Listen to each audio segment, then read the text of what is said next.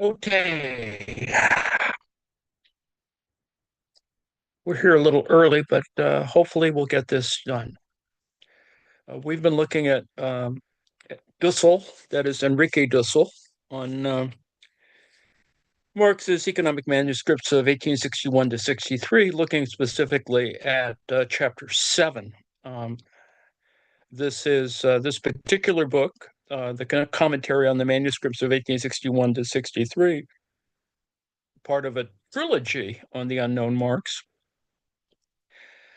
is edited with an introduction by Fred Mosley. And it's important in the sense that um, some people have not integrated or thought about what he was thinking about, along with, I think, a variety of other thinking at the philosophical level, which I think is important to clear up certain other distinctions about working through all of the issues of reading Marxist literature, but more specifically in terms of looking at ultimately the goal is to think about what the rentier economy looks like. And the rentier economy is something that becomes more dominant in, well, you could say that the 2008 economic crisis is symptomatic of that. Um, that the less, as it were, is being spent on direct living labor, and the less is not as significant as you think. It is just simply different as the economy expands. It it begins to exceed some of those elements.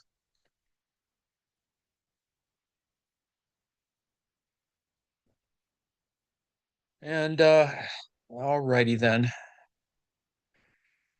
So that's Enrique Dussel, as in Dusseldorf. I assume. And we're looking at chapter 7, more chapters, this particular text on the unknown Marx. Going to go back ultimately to look at the author and the editor's introductions because they help explain some of this. So we've taken, on the one hand, this chapter 7 to kind of focus what we're looking at. And then we're going to go back because it helps to explain all of those diagrams that I showed before, which are interesting and actually quite important. They've been included here, but we're going to go down to, I think, 7.4. That's where we left off yesterday. Um, 7.4, cost price in Ricardo and Smith at the MECW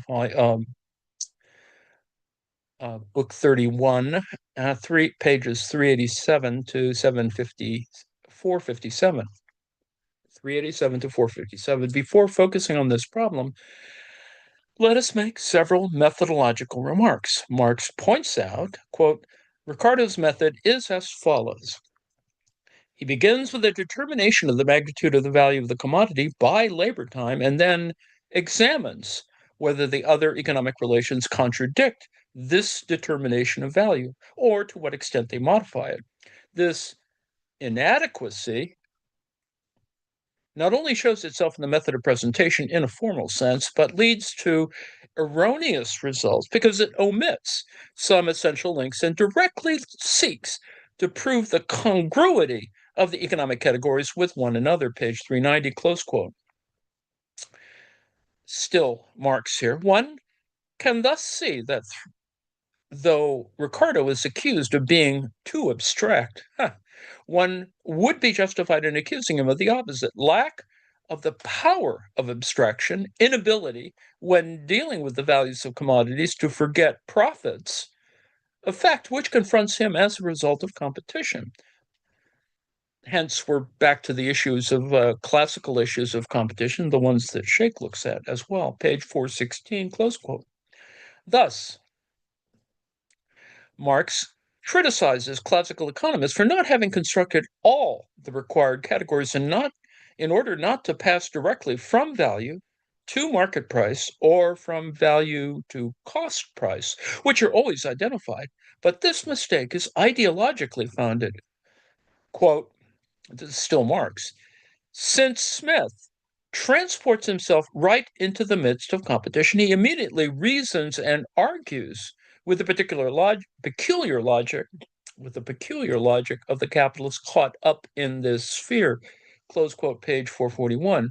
From the bourgeois perspective, this is Dussel, from the bourgeois perspective, as he had written before, from the sphere of circulation or the totality of capitalist understanding, from the everyday experience of the agent of capitalistic production, things appear to and are thought of by the latter as they influence him in practice. Page 442. From the naivetes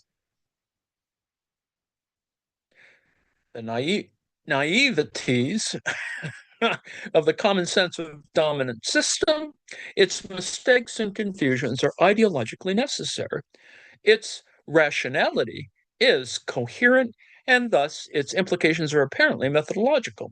Due to these logical and existential limitations, namely simply for being a capitalist, Ricardo makes mistakes or confusions which, setting aside the first four mentioned by Marx regarding rent, footnote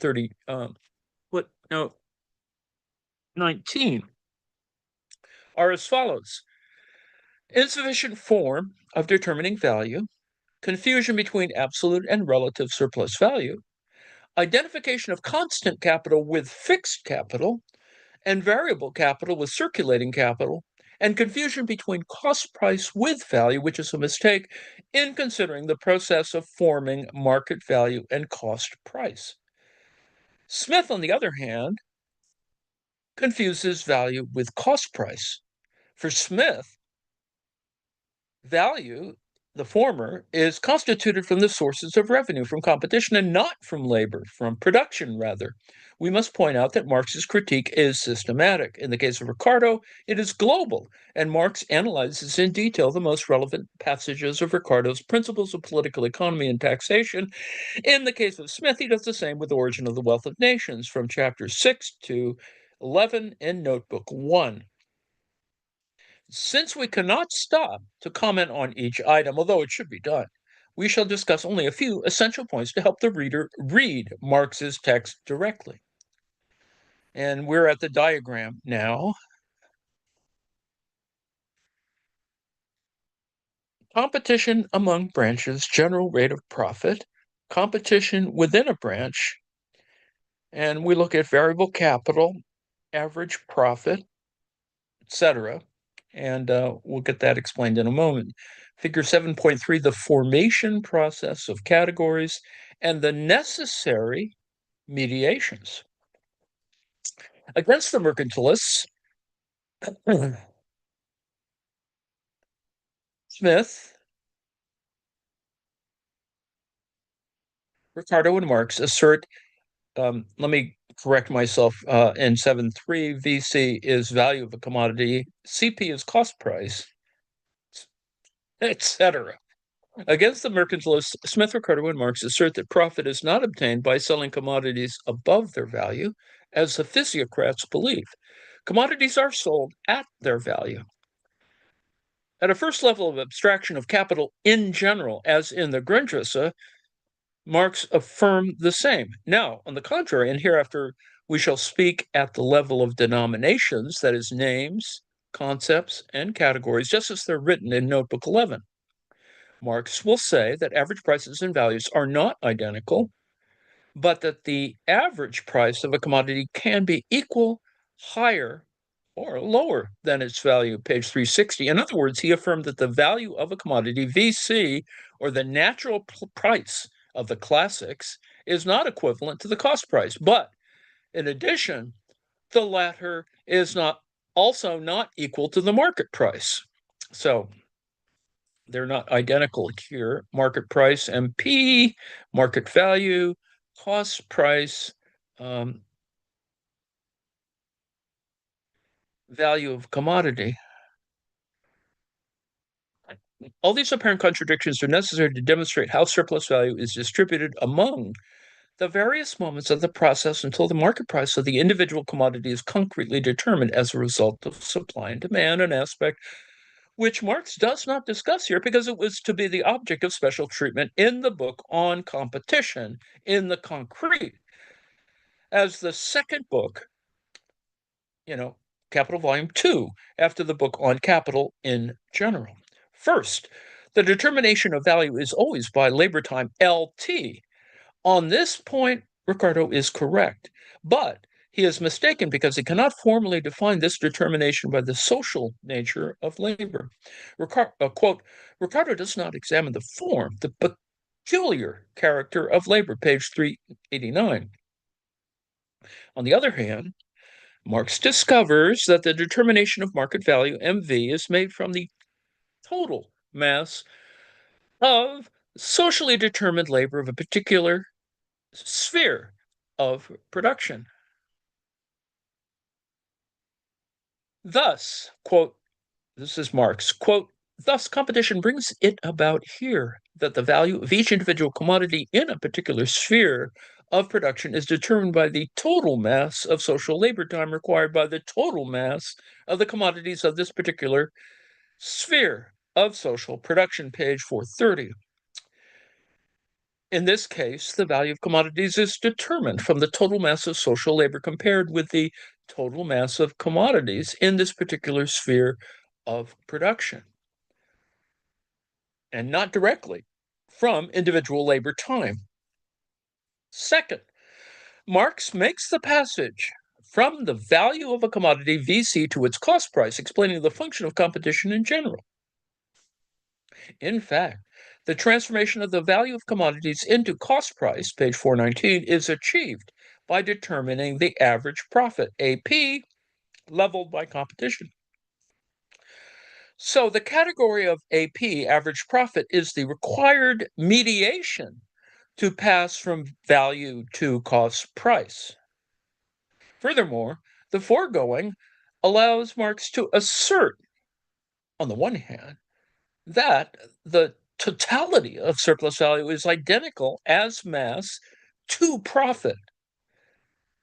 But on the other hand, in a certain historical moment, e.g., is the average rate of profit in a peripheral country a world average or a national average, it can be higher with extraordinary profit or equal or lower with surplus value transference than, on the other hand, in a certain historical moment, it can be higher than the average profit. So this allows Marx to explain the transfer of surplus value, that is VC, commodity valued and cost price, and it allows us later to propose some hypothesis on the dependency issue, that is, value of commodities dependence on cost price, the transfer of surplus values to the center. If value of commodities, if VC is the value of commodities of an underdeveloped peripheral country.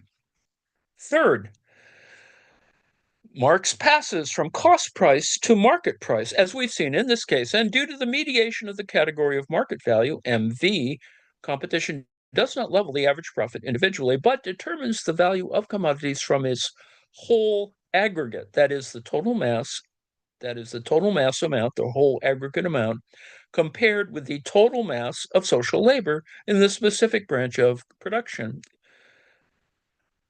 Quote, competition creates the market value, that is the same value for commodities of the same sphere of production, page 431, close quote. Under these circumstances, when the cost price is lower than the market value of the agricultural product, CP is less than MV, the latter, that is MV, may achieve a market price which includes rent, where MP is greater than CP, and thus MP equals MV, that is, MV equals MP minus CP plus rent.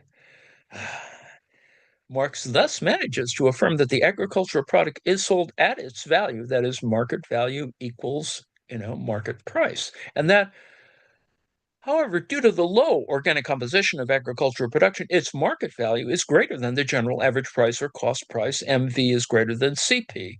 And because the market value of the agricultural product is below the general cost price, this is what makes absolute rent possible as extraordinary profit. So, absolute rent is market value minus cost price. Likewise, in this case, one could think of a peripheral market value of undeveloped countries analogous to a particular production sphere, and also show how the transfer of surplus value is possible because its particular market price is greater than the international cost price. We believe that with these reflections, we have constructed a minimum theoretical framework to be able to read now Marx's critical confrontation with both Ricardo and Smith. Subsection 7.5, we're in chapter 7 of Dussel's text, rent in Ricardo and Smith, MECW 31, pages 457 to 578. We shall exclude from this section pages 470 to 521, the end of Notebook 11 and the beginning of Notebook 12, about the differential rent tables, which we shall explain in section 7.6. Concerning its content, Marx analyzes here the question of rent in both classics, that is, Ricardo and Smith. For the sake of our reading, it must be emphasized that this is one of the best methodological examples, or the place where we can discover the epistemological status of these 10 notebooks. Here we see they are not a history, because if this were the case, they should describe each other's position. And this is not done systematically. Neither are they a theory of surplus value, because as we shall see, this issue is hardly ever mentioned, although there is always an indirect relation. They are, in fact, a critical confrontation with the theories of Marx's opponents. Furthermore, the purpose of this critical confrontation is not to exercise only certain initial hypotheses, but in the confrontational critical process, Marx keeps discovering and building new categories, keeps developing concepts, and thus they become more complex, profound, different hypotheses. Thus, there is progress, not only in the analysis, but in the starting point as well, in the framework or hypothetical categorical system from which the critical confrontation is performed. As we have seen in previous sections, Marx now has new categories. Now it is time to use them. In other words, he has new questions. Marx's theoretical production is appearing genetically in the confrontational critical progressive process. Now, the best example of the foregoing is the case of the very important category, the concept which comprehends the sum of production costs plus average profit. Until this moment, he had named it cost price. But in a dense page against Smith, Marx writes, quote,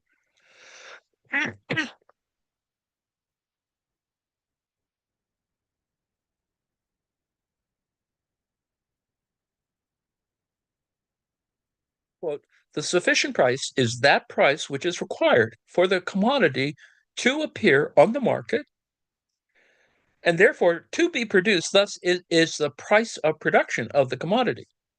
Now, for the price which is required for the supply of the commodity, the price which is required for it to come into existence at all, to appear as a commodity on the market, is, of course, its price of production or cost price. That is sine qua non of the existence, the Dasein of a commodity. Close quote, page 559.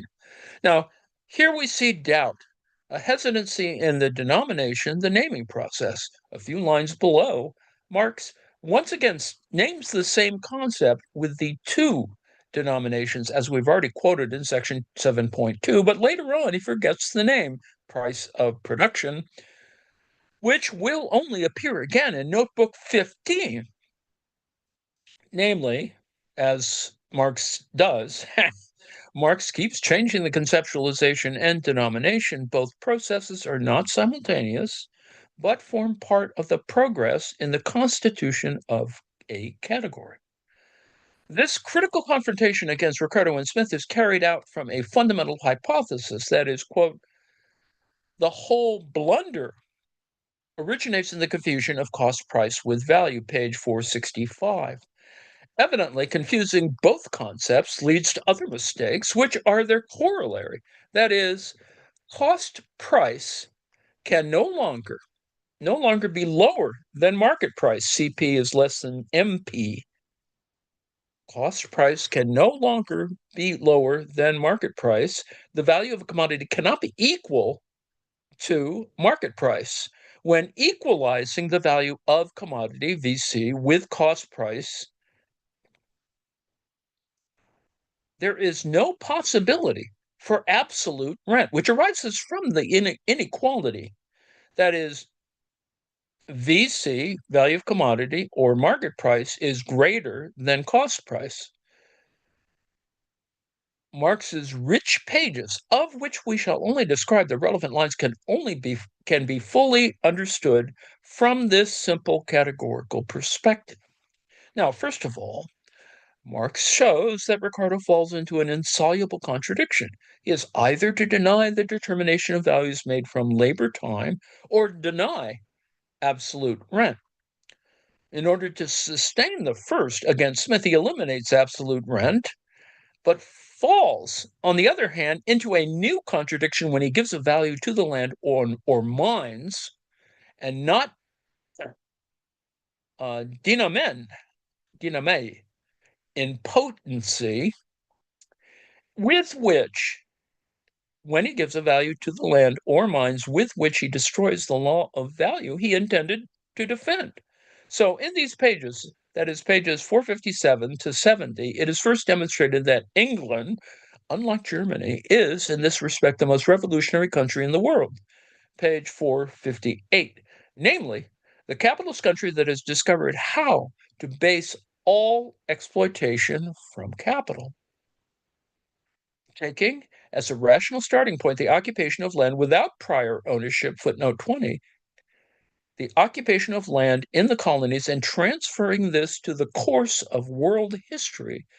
They took the capitalist mode of production as a prius for agriculture in general, page 460. The English people did not have to struggle as much as the peoples of the continent against traditional relationships that hinder the modern property of land, since there is an abundance of capital, and because Ricardo does not distinguish property from monopoly, he only discovers differential rent. On the worst land, and presupposing that value is equal to cost price, no rent would be paid.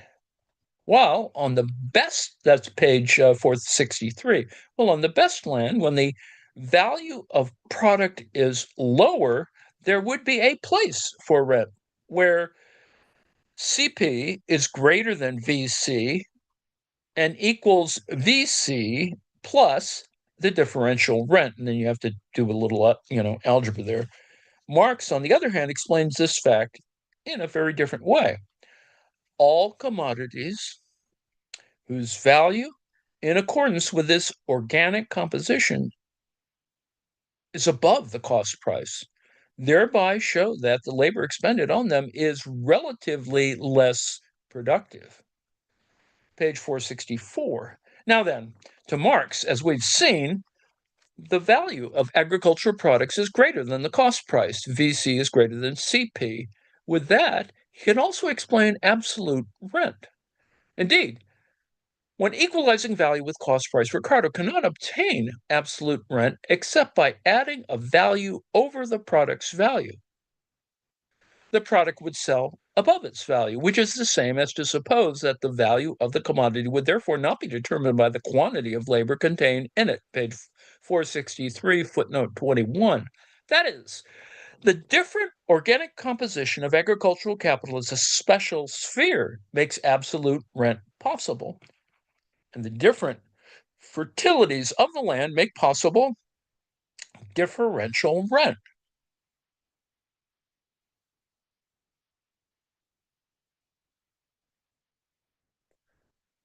Competition cannot level the agricultural market price because the landlords own a monopoly of the land, a fact that Ricardo forgot to include in his reflection.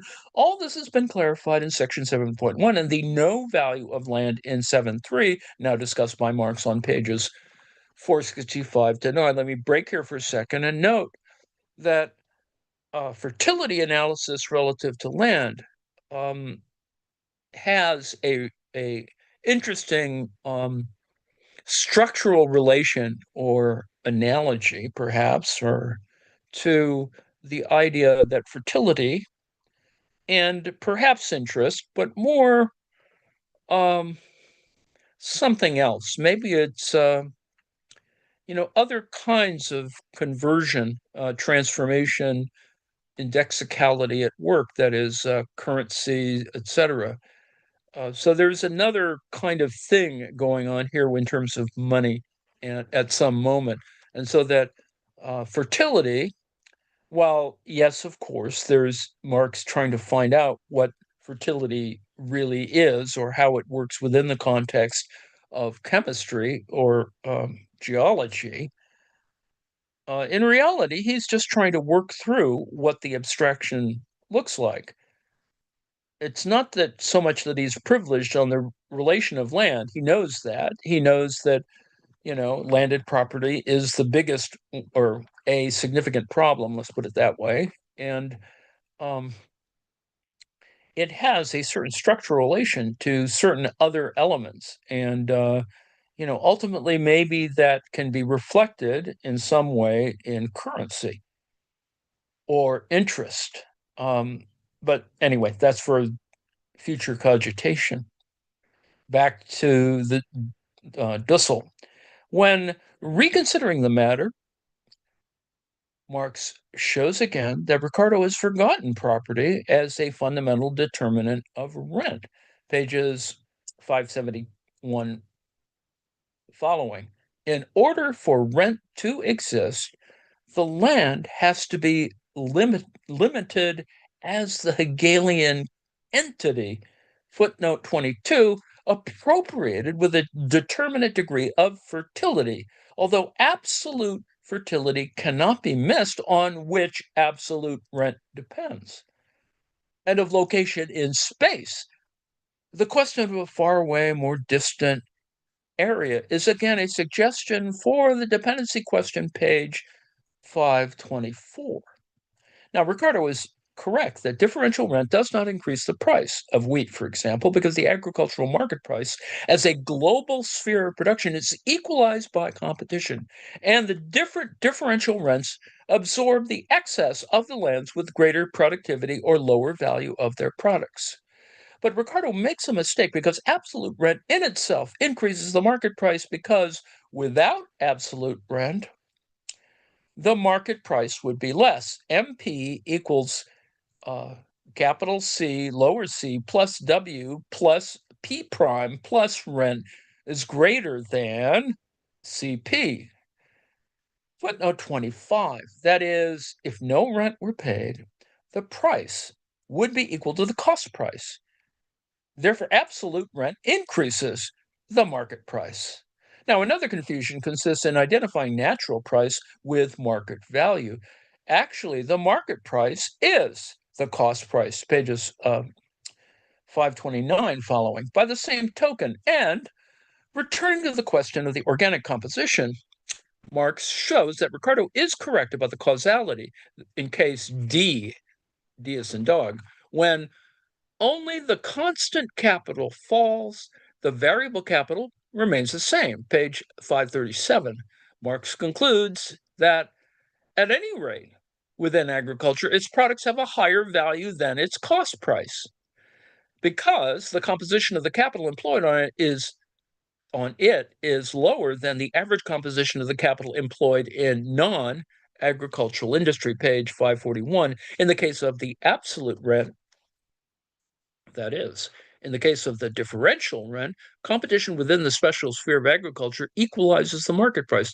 As fertility increases, the rent rises. As the fertility declines, rent is reduced. With absolute rent, the gap between the product's real or individual value and the market price increases. Marx begins then to develop a new concept, that is, individual value.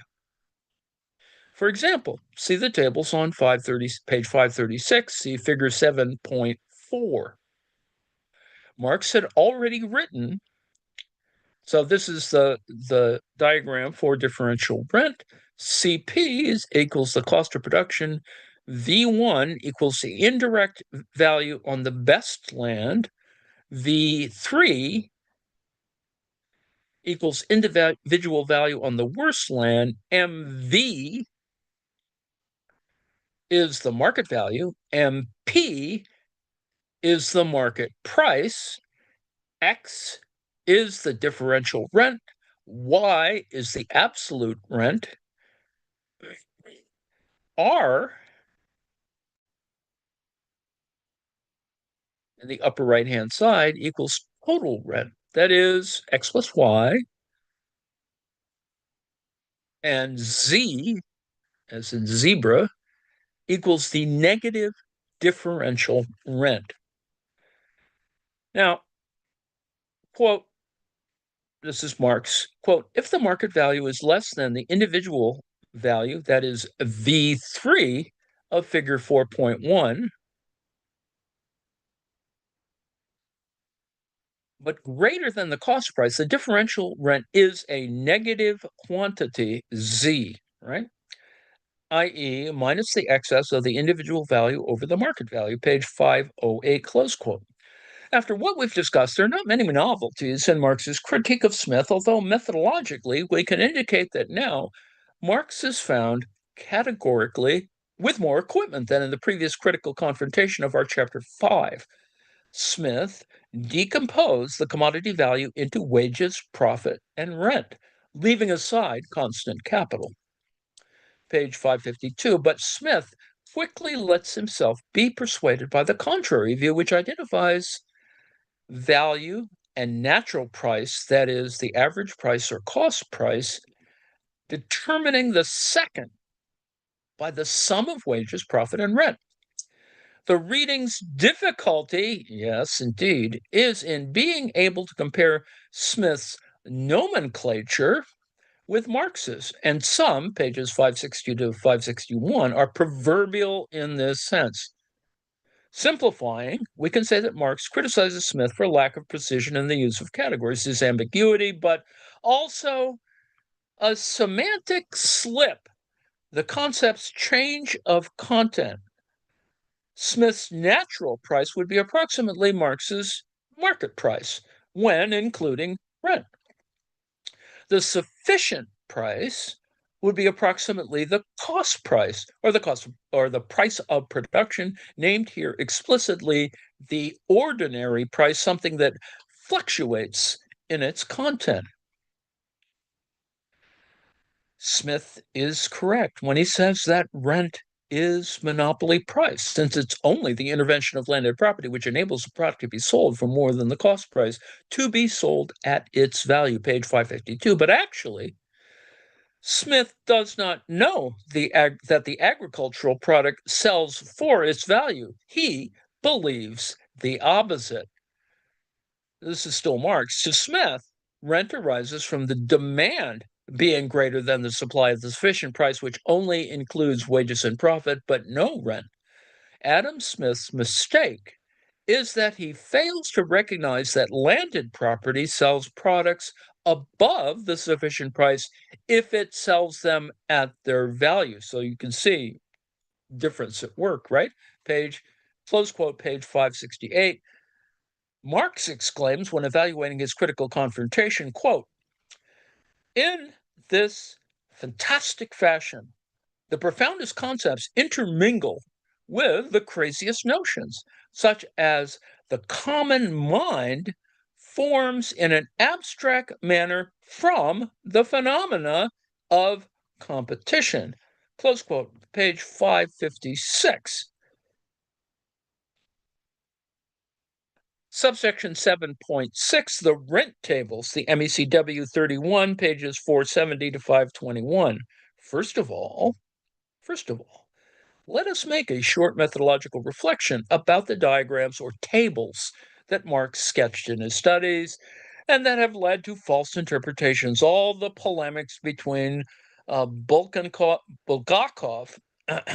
Tugan-Baranovsky, and Lenin, in which we must add that Bukharin, Rosa Luxemburg, Kautsky, Grossman, or Otto Bauer, who also circle around this question.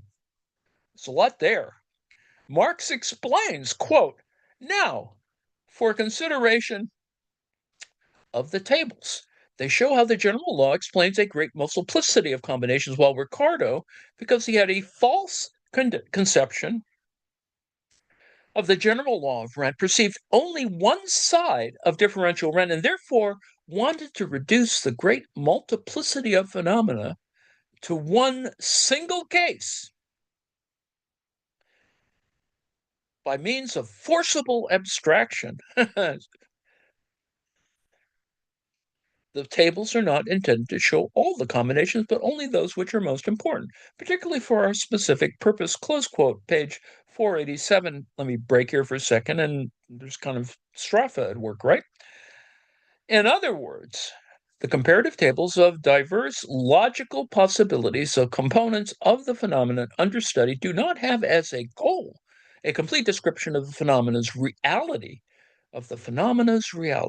but only to observe the behavior of some component parts. Its intention is logical, pedagogical, structural, expositive, abstract, and not concrete. To this respect, Rosa Luxemburg is correct that the question of reproduction or accumulation and their corresponding tables have nothing to do with mathematical formulas that express objective reality and can be perfectly presented and comprehended without the need of them. When Marx employs mathematical tables, he does so simply to facilitate and to clarify the main points of the analysis. Footnote 24. If we take Marx's table's abstractions as real and concrete considerations, and not in reference to our specific purpose, one could arrive at completely wild conclusions. The tables are always situated at a general level, abstract, essential, while the concrete analysis is situated in the complex contour of capital in its historical reality. The tables express essential relationships, abstract. Quote, in considering the essential relations of the capitalist production, therefore, it can be assumed, since it tends to occur more and more, is the principal purpose. And the productive powers of labor are developed to the highest point, in this case alone. That the whole world of commodities, all the spheres of material production, the production of material wealth have been subjected either formally or really to the capitalist mode of production. Close quote. This is the MECW 34, page 143. This assumption or supposition is the analytical moment of abstraction. In existence as such, as abstract in reality, but really existence that it is inexistent. It says inexistent as such. You could perhaps substitute non-existent as such, as abstract in reality, but really existent as an aspect of reality. Now, this supposition is considered in the reproduction tables of the Grundrisse, pages 376 to 86, and pages 434 to 88, or in the manuscripts of 1861 to 63, supra sections 5.3 and 6.4, and also in Capital Volume 2, Part 3, Chapter 21, footnote 25. Now, going deeper into our commentary, it's necessary to comprehend the difference between total amount of rent and rental rate. The total amount can increase, but not the rate. The rate can rise or decrease, and not the total amount. The rate is a proportion between commodity value and the cost price, CV and CP. The rate of rent, well, this is Marx, the rate of rent would fall because the difference between the cost price and the value of the commodity would have decreased. The relationship between value and cost price is the only relationship that determines the rate of rent. Pages 471 to 2, close quote. Marx then proposes some logical abstract examples from A to E, A, B, C, D, E, in which the factors that could cause a change in absolute or differential rent will vary. Remember, that just goes all over the place, and A to B and B to C and blah, blah, blah. These factors are, quote, capital, total value, total product, market value per ton, individual value, differential value, cost price, absolute rent in tons, differential rent in tons, total rent, and then the totals of all classes in each table. Whew. Close quote, page 480. In a second group of back to Dussel. In a second group of tables, while trying to discover the logic of the relation between the organic composition and rent, Marx had to introduce new factors, that is, constant capital, variable capital, surplus value, the rate of profit, and the rate of surplus value. Quote Marx, here the rate of rent rose because the rate of profit fell. Now, did it fall because there was a change in the organic composition of the capital, page 492? Now, back to Dussel, to follow Marx's discussion step by step would take too long and not be very useful, because after the explanations given above, the reading is now possible that we will only indicate the main lines of discussion. First of all, the construction itself of the tables with their various factors, pages 472 plus, is explained. Second, there is an interesting discussion of the question about how the price of each commodity is determined and the surplus value contained in it, pages 480 to 484. Third, the relationship between the individual value, the cost price, and the market value of commodities is explained, including a possible example of an individual value greater than its market price, as we have seen. This is Marx. Quote, if above the market price, the difference between the market value and the cost price, A, that is the A, lowercase a, or alpha of figure 7.4, is smaller then the difference between their individual value, V3, and their cost price. But as the absolute rent equals the difference between their individual value and their cost price, the market value, MV, cannot, in this case, yield the entire absolute rent for these products. Page 485, close quote. In the fourth place, the possibility of a decreasing productivity of agriculture is discussed against Ricardo, pages 489 plus. Next, the variations of the rate of rent are analyzed in relation to the organic composition already discussed here. Finally, in the fifth place, the variation of the relation between total rent and market value is discussed, pages 504 following. There is a list of precise definitions and possible relations among them, already referred to herein. Quote, this is moderately famous, right? Quote, the actual rent equals the difference between market value and cost price. The absolute rent is the difference between individual value and cost price, and the differential rent equals the difference between market value and individual value. See, there's a kind of transitivity going on here, right? The actual or total rent equals the absolute rent plus the differential rent, which seems, QED, page 508, close quote. This allows Marx to formulate some very clear equations. We shall call the absolute rent AR, the differential rent DR, the total rent TR, the market value MV, the individual value IV, and the cost price CP. We then have the following equations. AR equals IV minus CP equals Y. Number two, DR equals MV minus IV equals X.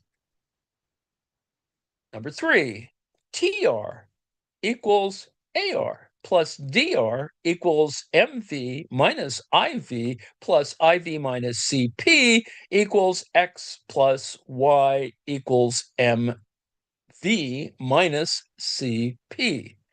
And yes, you can do a lot of stuff there with that set of equivalences.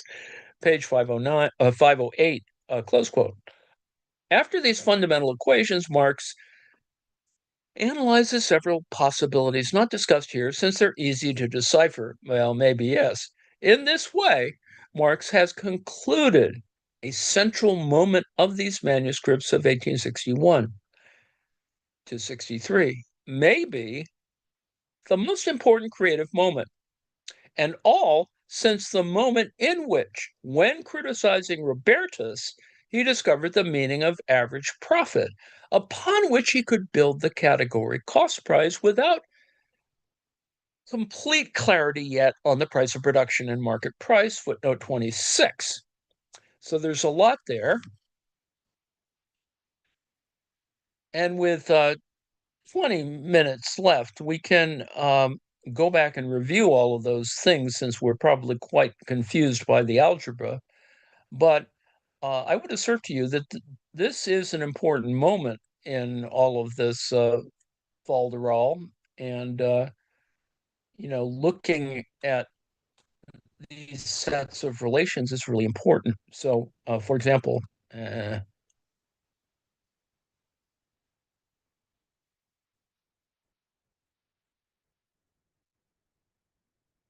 we saw kind of some of the issues trying to figure out price and value, which is still important in terms of figuring out what absolute rent might be.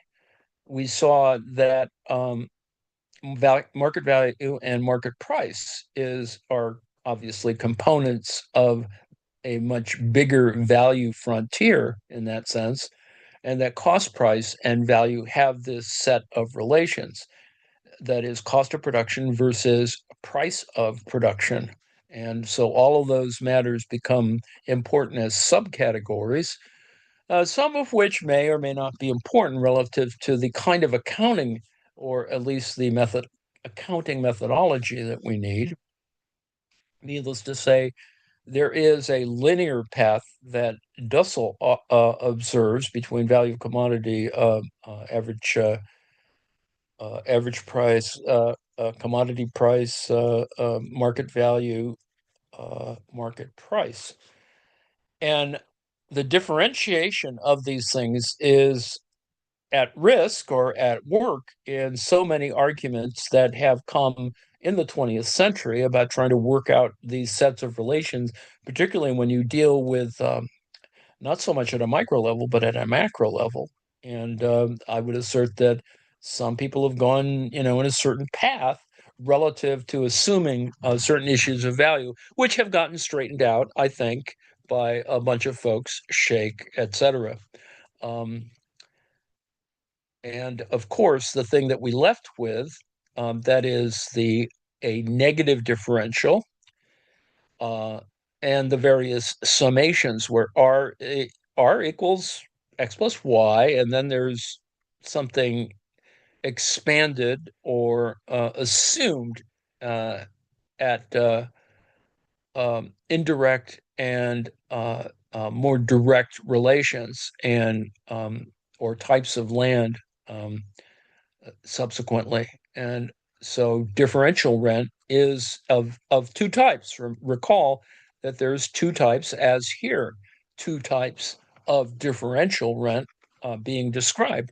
And ultimately, out of total rent, particularly in terms of CP at the front end and MP at the back end, um, the difference between cost of production and market price, we have a variety of rents going on here, right? We have a absolute rent, we have a total rent, but a total rent with difference, right? That is negative or positive differential rent.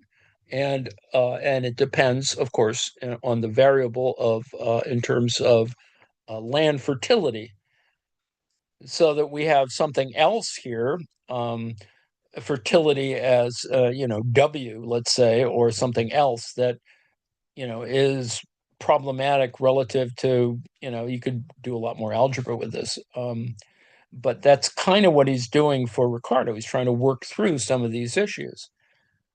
It will get more complicated, as you can see in Figure 10, but we won't get there soon enough. And with 15 minutes left, let me uh, briefly introduce where we'll go tomorrow. And that is 22 to 23, probably the next couple of days, is Dussel on Marx's economic manuscripts of 1861 to 63. And we're going to look at the author's introduction and the editor's introduction and chapter 1. Mainly because we've been sort of operating with a lot of terms not fully explained, and of course the context for some of them. I've included the links and the table table of contents and some sense of the diagrams. Now, editor's introduction. Let me read part of this, and we'll come back to this tomorrow. Criticism starts from the negativity of the victim, Enrique Dussel. It has been discovered in recent years that Marx wrote 4 drafts of Capital, not just 2, that is, the Grundrisse and Capital, as was commonly thought. And in fact, people just refer to this as Grundrisse and Capital, yes, but there are many different, stuff that make up Capital. In between these two, Marx wrote 2 other fairly complete drafts of all 3 volumes of Capital. One in the manuscripts of 1861 to 63, and another, this is 3, right? The book 3, another in the manuscripts of 1864 to 65. Remember that we've looked at this, right? Although we haven't looked at Dussel's a treatment of this, we've looked at Mosley's treatment of this and discussion. And he's mentioned Dussel in this particular context, if you recall my fiddling around with this.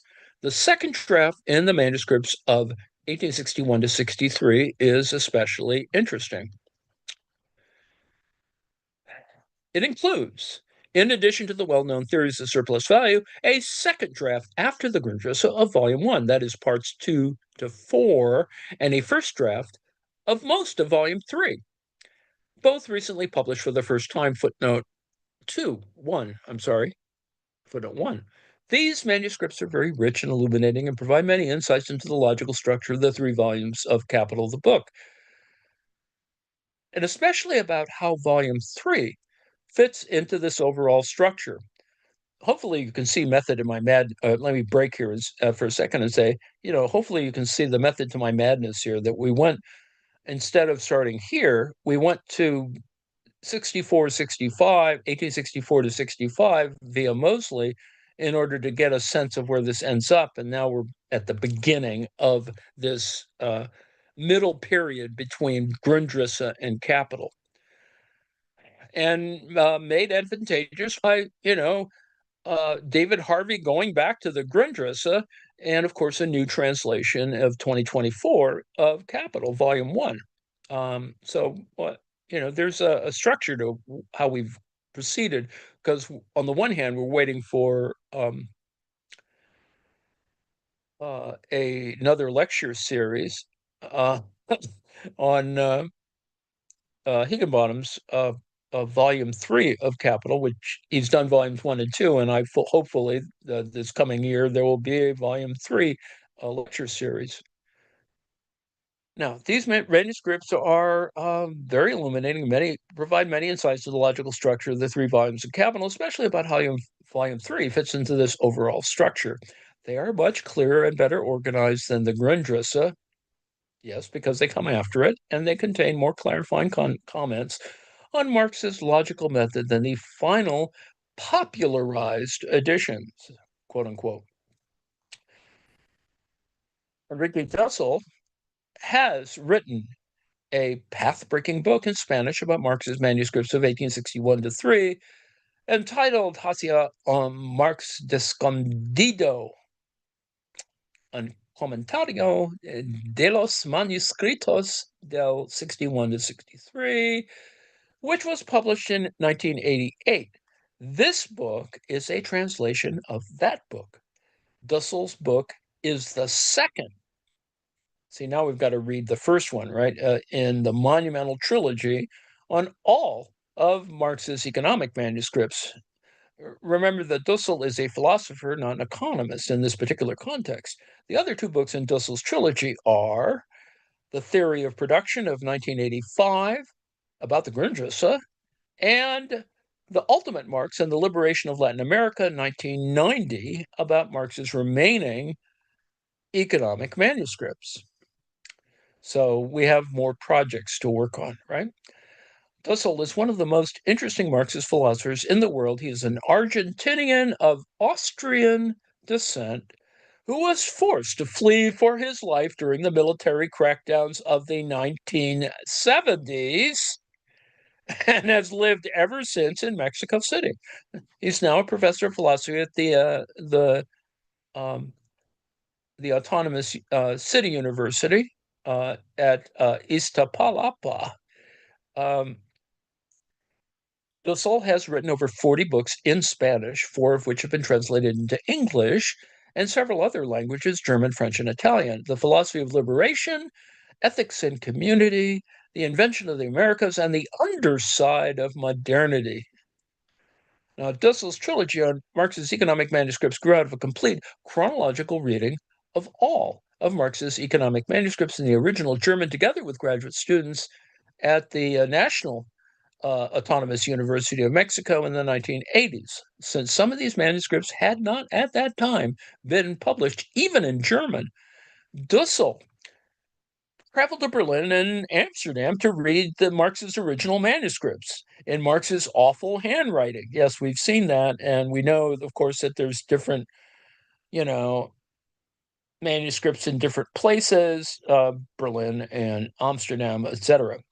I don't know of anyone else who has conducted such a thorough and systematic reading of all Marx's economic manuscripts. Yes, that awful handwriting.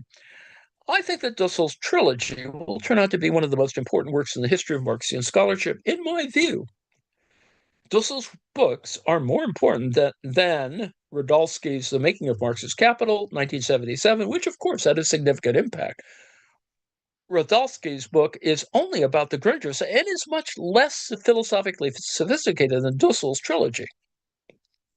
The uniqueness of Dussel's contribution is that he brings a very high level of philosophical understanding to bear on Marx's economic manuscripts, especially on the logical method employed by Marx in the construction of his economic theory, how Marx's thinking and his concepts developed through the various manuscripts, the continuing influence of Hegel, etc.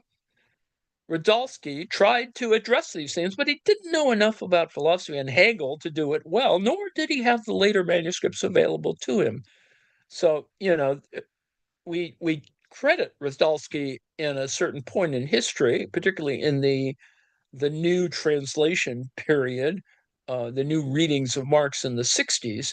But, where we are now is that we have people who read a lot more and who have translated a lot more, and we have a few more things sort of straightened out. Dussel's method of exposition is to present a comprehensive and detailed introduction to Marx's manuscript in Marx's own words, emphasizing various themes, as we shall see below. Dussel's exposition follows Marx's manuscripts chronologically, section by section, including initial intuitions, detours, and digressions, some of which turn out to be quite significant, and highlights Marx's discoveries and theoretical advances, as well as his confusions and difficulties. In this way, Dussel explains how Marxist thinking developed and was clarified on a number of key issues while working on the various drafts of Capital. The result is an extremely valuable reader's guide to Marx's manuscripts that greatly facilitates our understanding of their meaning and significance. This introduction provides a brief overview of the manuscripts of 1861 to 63 and of the main themes of Dussel's commentary on these manuscripts. The main sections of the manuscripts are number one, the second draft of volume 1, parts 2 to 4. Number 2, theories of surplus value. Number 3, the first draft of most of volume 3. Number 4, completion of the draft of volume 1. See Appendix 1 for a detailed chronological account of the subjects Marx worked on in these manuscripts. So you see a lot of things there that, kind of go back and forth, and, you have the other kind of 1859 stuff, and, there's a whole background to where this heads. But we also note that, what we're pointing to is, for example, the 1867 works at some moment. So we have to sort of see all of these things in that context. Second draft of volume 1, parts 2 through 4. Subsection 1, the second draft of volume 1, parts 2 to 4, notebooks 1 through 5, MECW 30, pages 9 through 346. The manuscripts of 1861 to 63 begins with the second draft of volume 1, parts 2 to 4 of Capital, the text. This second draft of volume 1 is very interesting and is much more clearly developed than the rough and exploratory first draft in the Grundrisse. By this time, Marx had a very clear idea of the overall logical structure of volume 1, as he had since at least early 18, remember I mentioned 1859. See the outline in MECW 29, pages 511 to 17, and he was able to write these chapters in a fairly complete, coherent form. This second draft of volume 1 begins with part 2 on the transformation of money into capital instead of part 1. Remember, we had a thinking about that, right? Because of the commodity issue. Dussel, 2001, points out that Marx began all of the three drafts, the last three drafts of volume 1, with part 2, including the final published version in 1867. Remember, that was part 1 was the last part to be written just before publication. So there's a whole literature, right, about part 1, framing it differently because of the commodity form and because of commodity money and blah, blah, blah. Dussel argues that Marx began writing with part 2 because this part is the real conceptual starting point of Marx's theory, the face-to-face encounter between capital as money and capital as living labor. Part 1 is merely a preliminary, which is necessary in order to explain what money is. That is the form of appearance of labor before explaining the transformation of money into capital through its confrontation with living labor. Let me break here for a moment and say, you can argue that what is going on here is just simply extending what was sort of Marx's original task without getting into, ideological stuff and history and all the breaks and mistakes and Soviet stuff and Kautsky and blah, blah, blah, blah. All of which is sort of left out in the approach to the front end of MMT. But anyway, not that MMT is Marxist, just, suspend that for the moment. We can make that discussion, but it could be problematic. So let us not digress that far. Back to the text. Dussel emphasizes that, according to Marx's theory, living labor is the quote-unquote creative source that produces all value, including the surplus value that valorizes capital. Without living labor, capital cannot valorize itself. Capital by itself is not a source of surplus value. As profit, capital appears to be the source of surplus value, but this appearance is just a fetishistic illusion. In order to produce surplus value, capital must subsume living labor, that is, the creative source, into itself from the outside, from what Dussel calls the exteriority. Living labor exists prior to its encounter with capital in the exteriority and in absolute poverty, separated from conditions of labor. However, this impoverished worker is also the creative source of all value and surplus value. Once this creative source is incorporated in capital, it produces surplus value for capital. So let me just say that this is, an important way to think about uh, things that range from creative source as, sort of Kantian, but also creative source as destruction. So there's a whole range of practices that can be added to this, a whole psychology, as it were. Now, Dussel, 1997, argues that Marx's emphasis on living labor as the creative source of surplus value is based on Schelling's critique of Hegel. According to Hegel, being passes into essence as a result of its own self-development. No external element is necessary for this development. According to Schelling, on the other hand, the creative source of being exists out of and prior to being.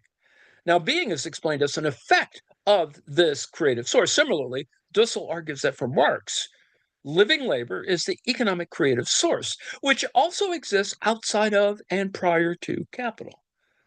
Capital cannot produce surplus value as a result of its own self-development. This is Marx's inversion of Hegel's logic, according to Dussel.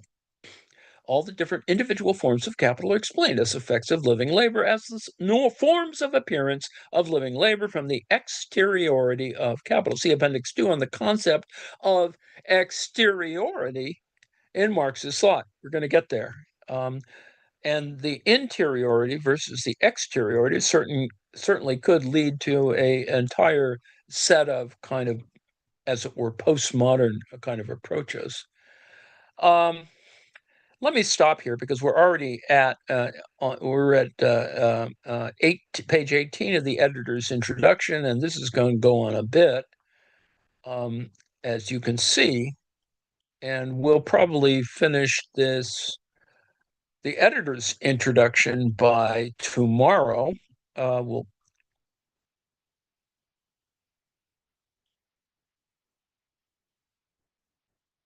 Where we will arrive, excuse me,